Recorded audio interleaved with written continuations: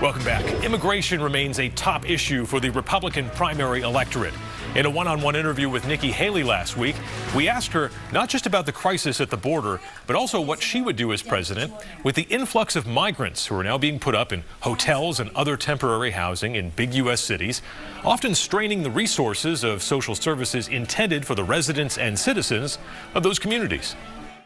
You see these cities and these mayors asking for help now. Is there a federal role in figuring out what to do with all of these people? There is a federal role in closing the border, the southern border and the northern border, once and for all, no excuses, going back to the Remain of Mexico so no one steps foot on U.S. soil. And there's a role to deport all of these people that have come to the border. That sounds cold, but the reality is you can't have them cut the line when you've had people do the right thing and stand in line to get into this country. And you don't want to be an incentive to tell their family members to come on over because we let them in. That's the problem. You can't let them in and say, we'll close it tomorrow. Biden has shown no interest in closing it. 300,000 people came to the border just in December, 17 on the terrorist watch list in November.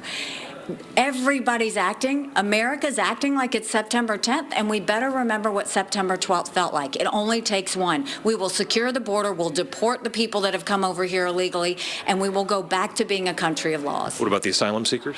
I think you have to go in properly go through the process of vetting. We have taken people who have been persecuted before. We've done that. But there is a process. You vet, you make sure there's real reason for it. That's not happening right now. They know these aren't asylum seekers, and that's the problem with it. It's been abused.